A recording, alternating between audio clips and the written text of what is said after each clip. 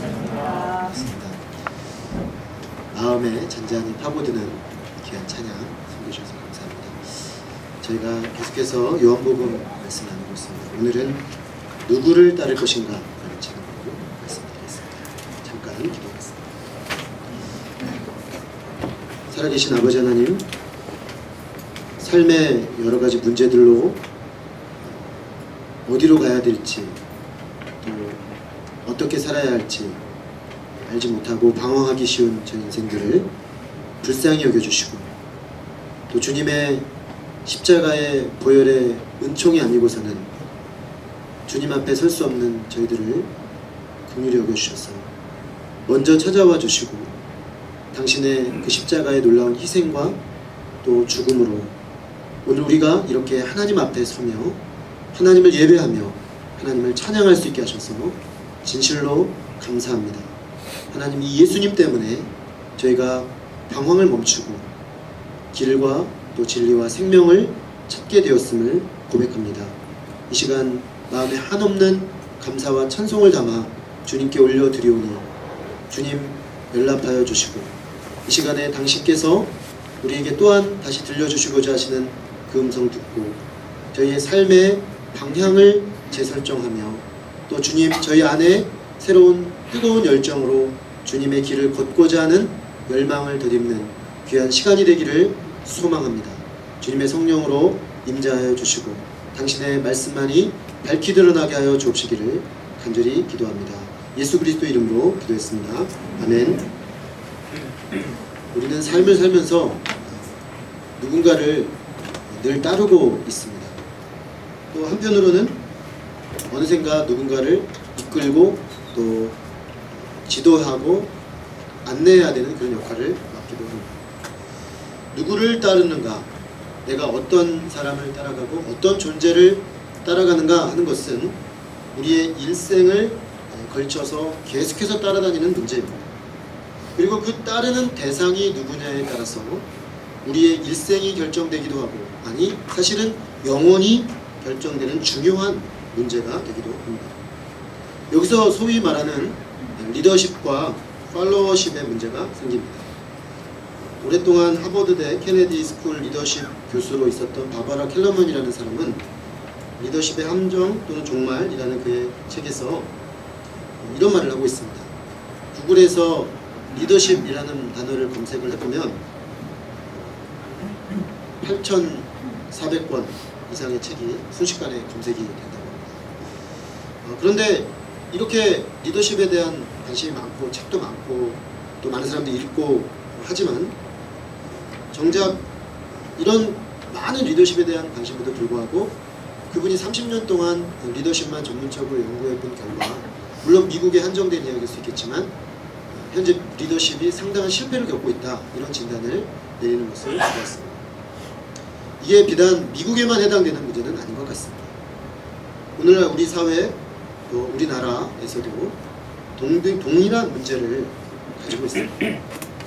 리더십의 공백 또는 리더십의 신뢰성, 또 누구를 과연 믿고 따라야 되느냐, 이 문제가 계속되는 우리들에게 있어서의 갈등이고 또 아픔이고 또 기도 제목인 현실입니다. 누구를 따를 것인가? 이것은 실로 오늘 우리에게 매우 피부에 와닿는 질문이라고 할 수가 있겠습니다. 오늘 요한복음 10장에서 예수님은 바로 이 문제에 대해 말씀하시며 우리 인생들을 초청하고 계십니다. 그렇다면 먼저 왜 우리 인생에 따름의 문제가 발생하는가 질문해 볼 필요가 있겠습니다. 우리가 삶을 살면서 따르는 대상이 참 많습니다. 태어나자마자 우리는 부모님을 따르게 됩니다. 아이들의 그 부모에 대한 따름은 매우 맹목적이죠. 그러다가 아이들이 이제 좀 성장을 해서 유치원을 가고 학교를 가게 되면은 또 선생님을 따르는 대상으로 여기게 됩니다. 근데 애들이 조금 더 커서 초등학교, 중학교 가게 되면 부모도 선생님도 잘 따르지 않습니다. 요즘 애들이 가장 신뢰하고 따르는 대상은 선배 또는 친구들이라고 볼 수가 있겠습니다. 그러다가 좀 더 나이가 들면 또 우리 인생을 이끌어줄 멘토를 직장에서 발견하기도 하고 또 교회에서 발견하기도 합니다. 어떤 사람은 나는 오직 나만 믿는다 이렇게 말하면서 자기 자신을 궁극적으로 따라야 될 대상으로 생각하고 또 따르는 사람도 있습니다. 우리 인생들이 이렇게 태어나서 죽을 때까지 어떤 따라야 될 대상을 필요로 하는 존재다 라고 우리가 말할 때, 오늘 예수님은 그것을 한마디로 우리 인생은 양과 같다 이렇게 말씀하셨어요. 마치 양이 목자를 필요로 하듯이, 목자가 양에게 푸른 초장 쉴만한 물가로 물도 먹이고 초장도 먹이기 위해 늘 인도해주고, 또 그를 쉴 수 있는 곳에 인도를 해주고, 또 때로는 맹수의 공격으로부터 지켜주고, 모든 그가 처할 수 있는 위험을 절대적으로 이 목자가 지켜주기 때문에 양은 안심하고 자기의 삶을 살 수가 있습니다. 마찬가지로 우리가 양과 같은 존재이기 때문에 목자와 같은 어떤 우리를 인도해주고 보호해주고 온전한 어떤 소망을 제공해줄 그런 존재를 인간은 필요로 한다는 것입니다.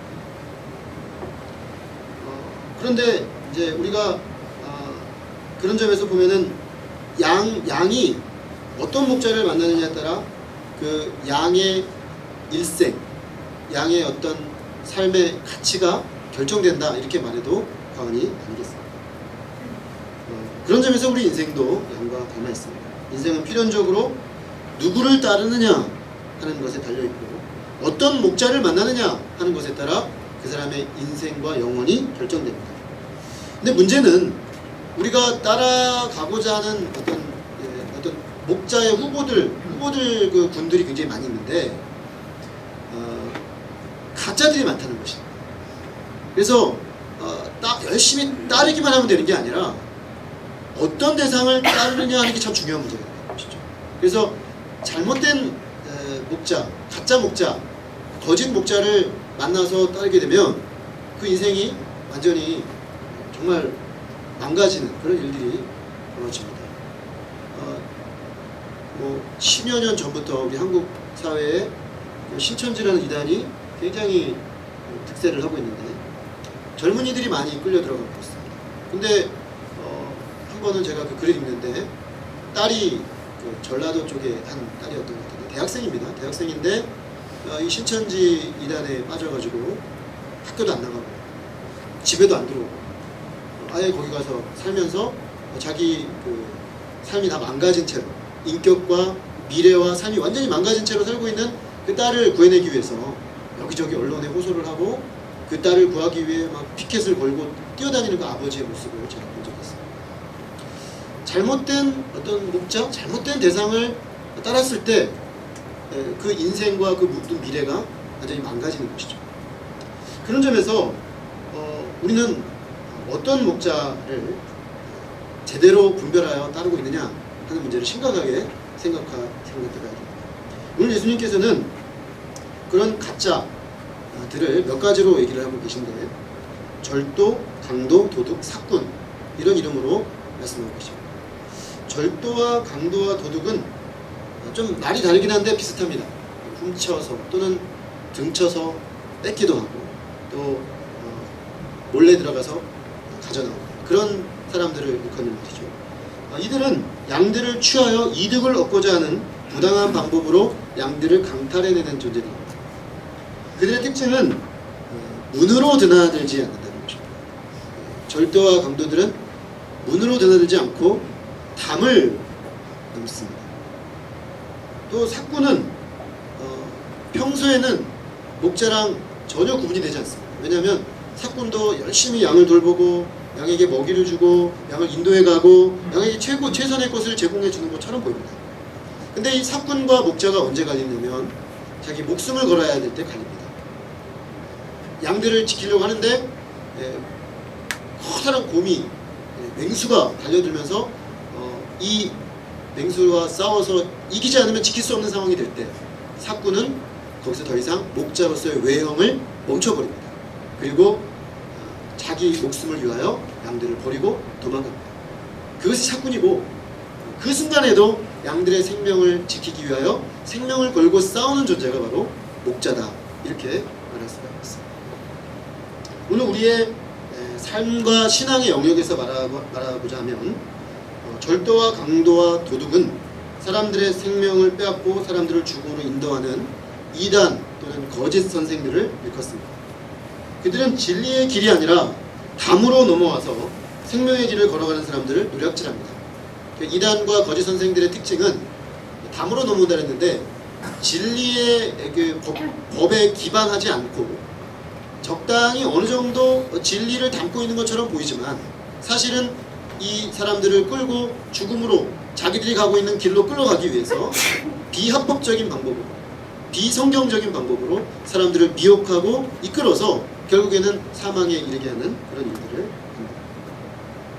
인생들은 이 참된 목자에게서 이게 품을 얻어 참된 목자의 품에서 생명을 얻고 소망 가운데 살아야 하는데 그 품에서 그들을 빼앗아 가고자 하는 것입니다. 분별력이 없고 미혹을 받는 사람들은 이런 절도와 강도들에게 희생당할 수밖에 없습니다. 사꾼은 이런 절도와 강도와는 또 다르죠. 우리들에게 많은 것을 약속하고 또 실제로 많은 것을 해줍니다. 유익이 있고 우리를 위해서 봉사하는 존재입니다. 그래서 사꾼은 분별하기가 쉽지가 않습니다. 왜냐하면 평상시에 우리에게 굉장히 좋은 것을 주고 유익을 제공하고 많은 것을 약속해주고 실제로 봉사하기 때문에 이 사꾼인지 목자인지 잘 구분하기가 쉽지가 않습니다. 그러나 결정적인 순간 자기의 생명을 위해 자기에게 맡겨진 생명들을 버리고 달아나는 존재가 바로 사꾼입니다. 우리는 삶 속에서 이런 가짜들을 많이 경험하고 만나게 됩니다. 어쩌면 삶의 과정이라는 것이 우리가 목자라고 생각을 했는데 목자가 아닌, 목자이기를 바랬는데 목자가 아니었던 많은 존재들을 계속해서 반복적으로 경험해가는 과정이 아닐까. 그렇게 정의해도 인생에 대한 정의에 무방하다 이런 생각이 듭니다. 험악한 세상 속에서 우리는 절도와 같은 또는 강도와 같은 또 우리가 목자라고 철석같이 믿었으나 사꾼같이 결정적일 때 자기 생명을 위해 우리를 버리는 그런 세상의 많은 그 사꾼들을 경험하게 되다 보면은 우리는 누군가를 따른다는 것에 대해서 근본적인 회의감이 생깁니다.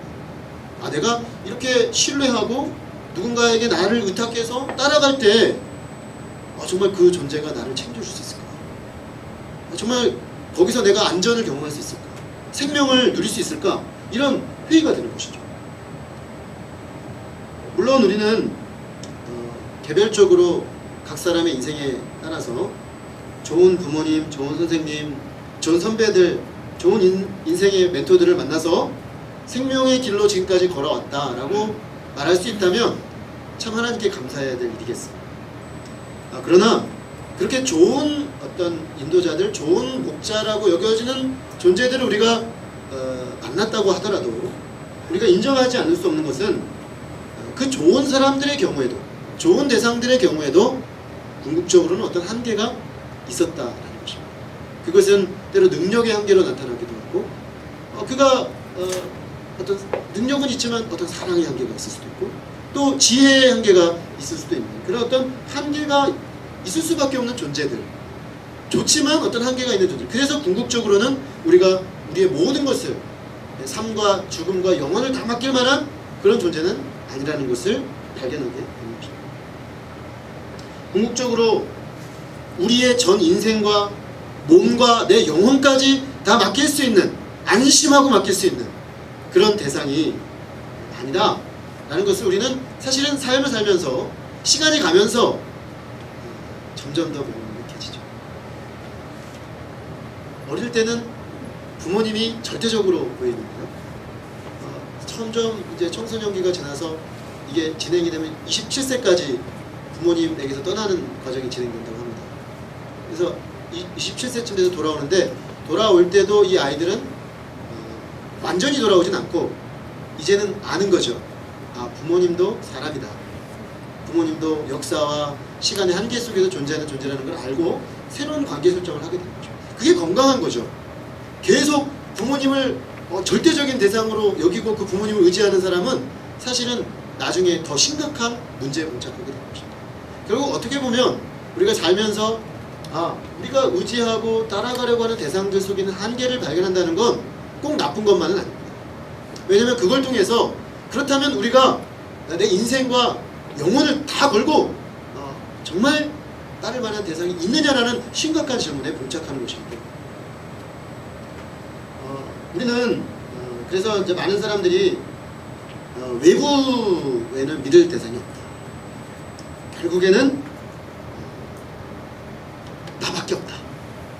그래서 자기 자신을 목자요 인도자로 삼아서 살아가는 경우가 많습니다. 일정 기간 이것은 가장 안전한 것처럼 보입니다. 왜냐하면 나만큼 나를 알고 나만큼 나를 위하는 존재가 어디 있을까? 그렇지 않습니까? 나만큼 나를 알고 나만큼 나를 위하는 존재가 없다면 굳이 외부에서 우리가 어떤 인도자를 찾을 필요가 있겠는가? 자기 자신이 자기의 인도자가 되어서 내 안에 있는 어떤 가능성을 가지고 내가 내 인생을 한번 살아봐야 되지 않겠는가? 이런 생각도 듭니다. 그런데 이것은 우리가 양이라는 존재에 대해서 조금만 생각을 해보면 금방 얼마나 한계적이고 매우 위험한 일이라는 사실을 깨닫게 됩니다. 왜 예수님께서 인생들을 비유할 때 여러 가지 비유가 있는데 양으로 비유하셨을까? 그 양의 특성이 우리 인간과 상당히 유사하기 때문에 특별히 양들은 근시입니다. 근시인데 아주 심각한 근시입니다. 그래서 바로 그 눈 앞에도 정확히 보지 못합니다. 그래서 얘네들이 가다가 길을 잘 잃습니다.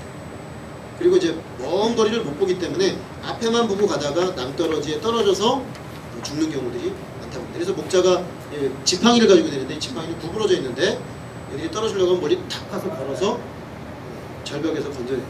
그러니까 결국 근시안적인 그 한계적인 존재라는 거죠. 우리가 나를 사랑하고 베스트의 길이라고 생각을 해서 가지만 우리가 인생에서 늘 경험하는 거지만 참 내 시각이 근시안적이었구나.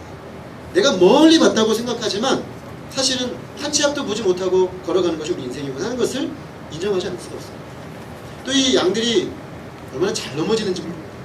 이 신체 구조상 위에는 상당히 이렇게 큰데 다리가 매우 짧습니다.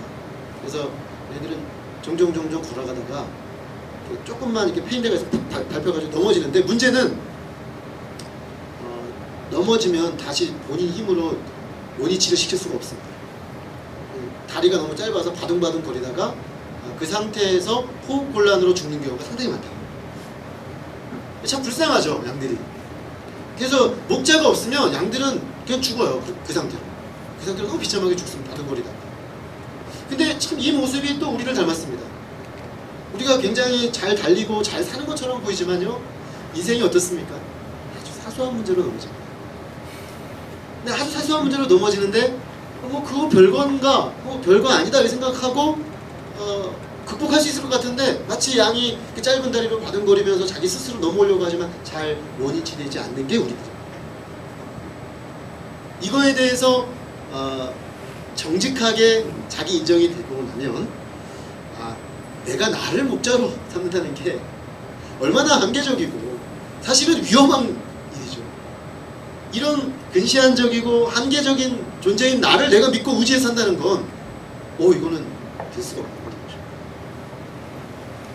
결국 우리는 지혜와 능력과 사랑의 한계로 인해서 우리가 그렇게 잘 살고 싶은 열정은 있을 수 있지만 그것에도 불구하고 길을 잃고 방황하기가 쉽습니다.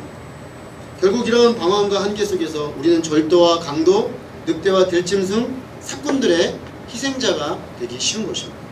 여기서 우리 인생과 신앙은 결국엔 정말로 누구를 따를 것인가 하는 문제로 귀결된다는 것을 최종적으로 인정하게 될 수밖에 없습니다. 저는 예수님을 믿기 전까지 제 인생을 여러 가지로 정리를 할 수가 있는데 이렇게도 정리하고 저렇게도 정리해 볼 수 있지만 오늘 본문 말씀에 기초해서 이렇게 정리를 해보면 누구를 따를 것인가를 찾아 헤맨 여정이었던 것 같습니다. 나는 누구를 따라 어떤 존재를 따라 내 인생을 걸만한가? 부모님, 선생님, 또 나 자신 앞서 말한 이런 여러 가지 것들을 찾아 헤매었지만 궁극적으로 내가 정말 전폭적으로 신뢰하며 따를 대상들은 아니라는 것이 명명백백해졌습니다. 자, 그렇다면 정말로 우리가 궁극적으로 따라야 될 대상이 누구냐 하는 질문을 우리는 던지게 됩니다.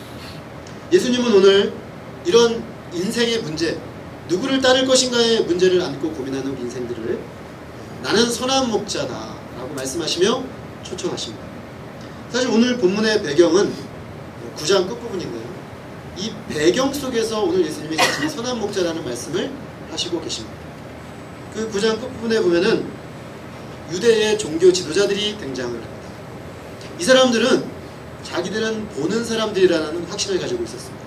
즉 자기들이 인생과 종교와 하나님과 이 세상에 대한 참된 지식과 진리를 가지고 있고, 뿐만 아니라 자기들은 유자격자로서 당대 이스라엘 수많은 앞길을 알지 못하는 사람들의 인도자라는 절대적 확신을 가지고 있었습니다. 그런데 예수님은 이들을 향해서 너희들이 본다고 함으로 너희는 스스로 맹인이 되었고, 너희들은 사람들 인도하는 목자임을 자임하며 목자의 삶을 산다고 스스로 자부하지만 실제로 너희들은 자기 자신도 어디로 가야 될지를 모르는 상태에 있고, 자기 자신들이 헛된 길을 걸어갈 뿐만 아니라 수많은 사람들도 그 헛된 길로 걸어가게 하는 맹인이자 맹인의 인도자다라고 아주 신랄하게 말씀을 하십니다. 심지어 마태복음에 보면 이 동일한 부류의 사람들을 이끌어서 예수님이 뭐라고 하시냐면, 너희들은 앞길을 보지 못하는 것도 심각한 문제인데 전 세상 땅끝까지 가서 사람들을 이끌어서 너희보다 더 배나 지옥 자식이 되게 한다. 사실은 자기들도 길을 알지 못하면서 길인 것처럼 말하면서 수많은 방황하는 사람들을 헛된 곳으로 인도하고 있다, 이렇게 예수님은 말씀하셨어요. 결국 이 당대 사람들도 이 따름의 문제가 있었던 것입니다. 그들은 이런 잘못된 영적인 지도자들 하에서 참된 목자, 선한 목자를 갈망하고 있었습니다. 예수님은 이런 배경 속에서 자신이 왜 우리 인생들이 따라야 될 선한 목자이신지를 말씀하십니다. 굉장히 많이 말씀하십니다. 그것은 예수님이 그 정도로 확실한 선한 목자라는 것을 설득시키고자 하시는 거죠. 잘 설득이 안 되죠. 정말로 예수님이 우리 인생과 영혼과 우리 전 인생 영혼까지 걸만한 존재이냐?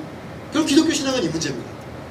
그렇다면 오늘 예수님이 말씀하시고 계신 이 증거들을 하나하나 들어가면서 참으로 그러하다 라는 결론이 난다면, 우리는 이 예수님께 우리 인생을, 우리 영혼을, 우리의 삶을 믿음으로 걸어볼 수가 있는 것입니다. 예수님이 선한 목자이신 첫 번째 이유는 문으로 들어가시기 때문이다 라고 2절에서 말씀하십니다. 절도와 강도들은 담을 넘어오지만 예수님은 문으로 드나드십니다. 다시 말하면 하나님이 세우신 합법적인 참 목자이시라는 것입니다. 합법성이 없기 때문에 그들은 담을 넘지만 예수님은 하나님이 세우셨기 때문에 문으로 드나들며 양들을 인도하고 양들을 다시 집어넣고 하는 작업을 하십니다. 예수님은 하나님께서 우리 인생들을 위해 예비하신 분으로 생명의 길과 풍성한 길로 우리를 인도하시기 위해 합법적으로 세우시고 보내신 분입니다. 이 관점에서 우리가 성경을 보면 구약 성경은 예수님이 왜 합법적으로 하나님이 세우신 선한 목자인지를 입증하는 글로 가득합니다. 그래서 구약 성경 전체가 왜 예수님이 오실 수밖에 없고 그분이 왜 과연 우리 인생의 유일한 인도자인지를 우리들에게 증거하는 이야기들로 가득한 것이죠. 예수님은 과연 그 합법적인 우리의 목자가 되십니다. 두 번째로 예수님은 양들을 아시고 인격적으로 불러 인도하시기 때문입니다.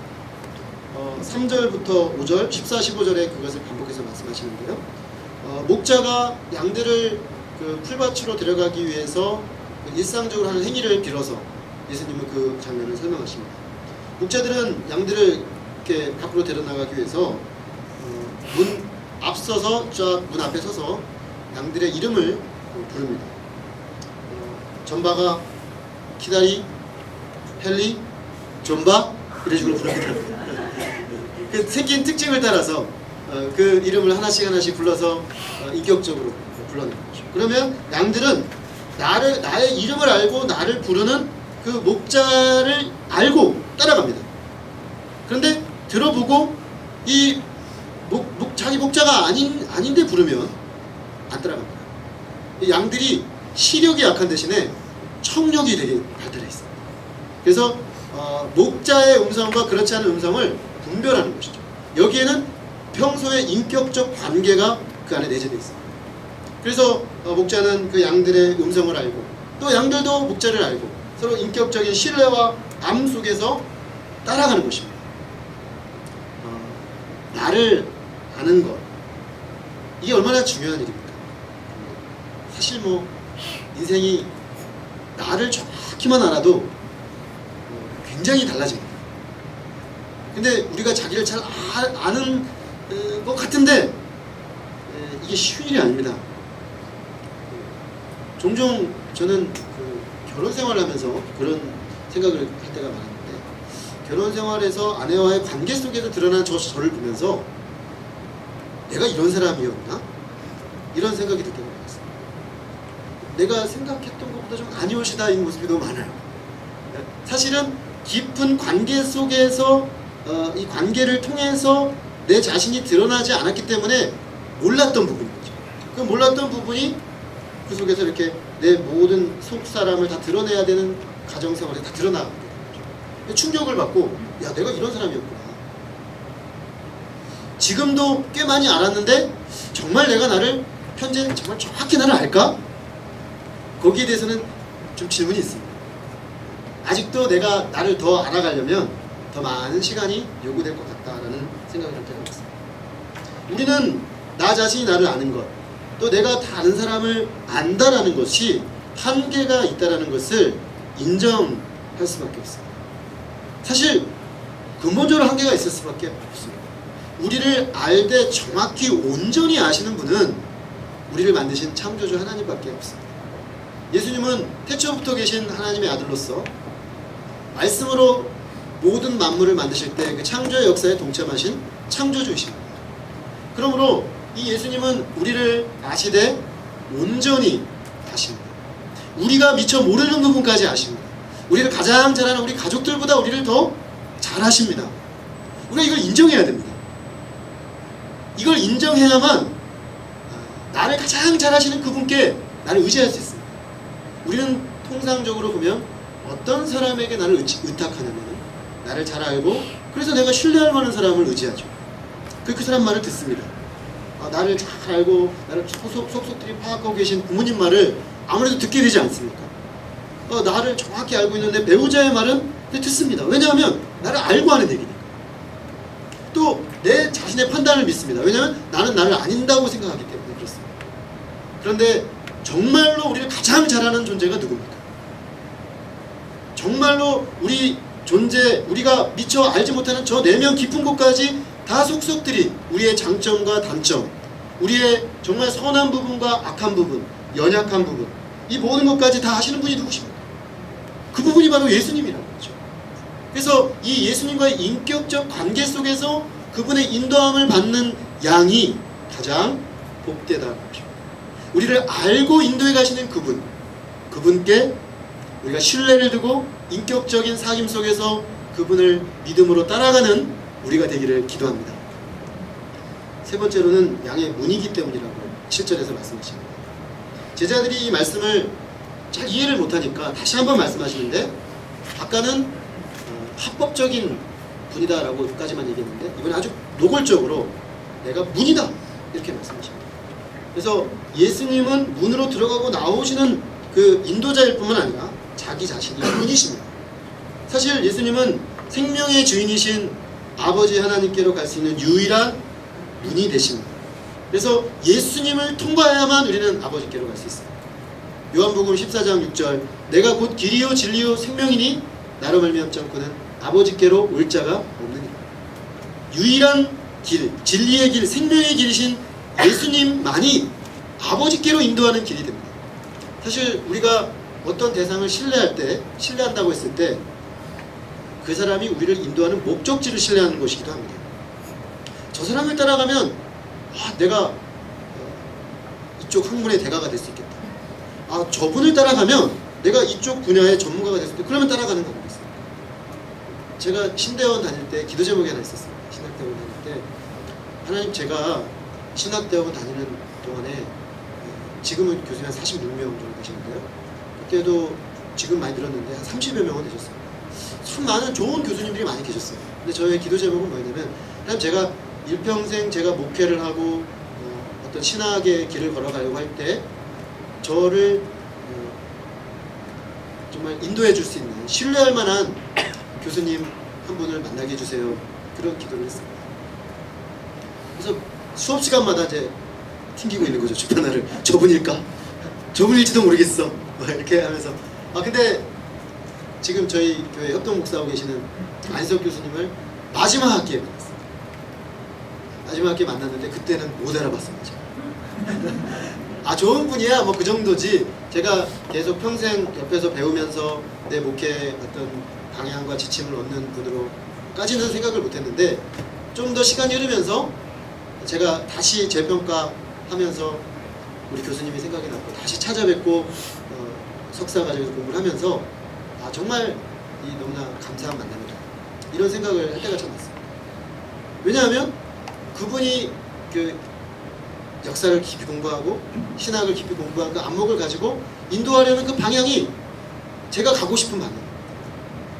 그러니까 그 존재가 나를 이끌어가려는 그 방향이 어디냐에 따라 우리는 그 존재를 선택하게 되는 것이죠. 근데 우리 예수님은 우리를 아버지께로 인도하신다고 했어요. 인생이 되게 복잡해 보이지만 아주 단순화시키면 하나님께로 왔다가 하나님께로 돌아가는 것입니다. 아주 단순하지만 맞지 않습니까? 결국 우리는 하나님께로부터 왔다 하나님께로 돌아가는데요. 그렇다면 아버지 하나님께로 돌아가는 가장 적절한 진리의 길, 그리고 생명을 주는 그 길은 뭐냐라는 게 우리의 관건이에요. 예수님은 내가 바로 그 문이다라고 말씀하죠. 그러므로 우리가 이 예수님과 함께 이 길을 걸어간다면 우리는 궁극적으로 아버지께로 이르게 된다는 것입니다. 그러므로 이것만큼 우리에게 중요한, 이 예수님만큼 우리에게 확실한 선한 목자는 없는 것입니다.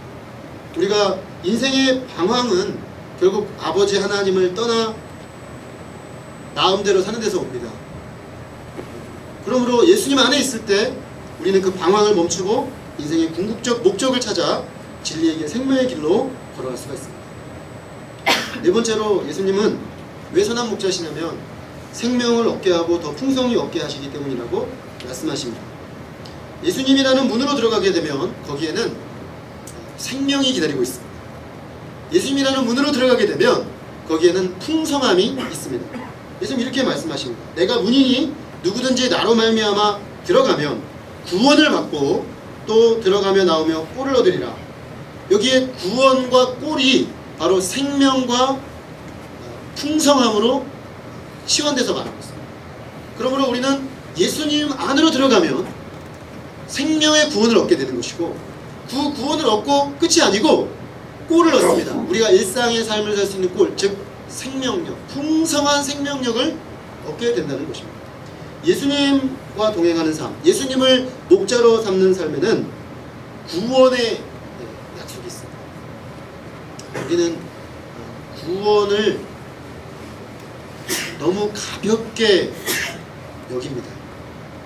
구원이라서, 10원이 아니라 구원이라서 너무 가볍게 여기는 것 같아요. 그래서 이 구원을 누가 가져갔냐면 구원파가 가져갔습니다. 사실 기독교 신앙의 가장 중요한 게 뭐냐면 구원입니다. 기독교는 구원을 주는 종교입니다. 왜냐하면 예수 그리스도가 우리에게 그 안으로 들어가면 구원을 준다고 약속하셨기 때문에. 이단이 가져갔어요. 또 기독교에 정말 중요한 게 뭐냐면 종말입니다. 종말. 심판과 종말인데 이것도 또 다른 이단들이 가져갔습니다. 신천지가 가져갔습니다. 구원 뺏기고 심판 뺏기고 우리 뭘 가지고 신앙생활을 합니까? 그럼 왜 그들이 빼앗아 갔는가?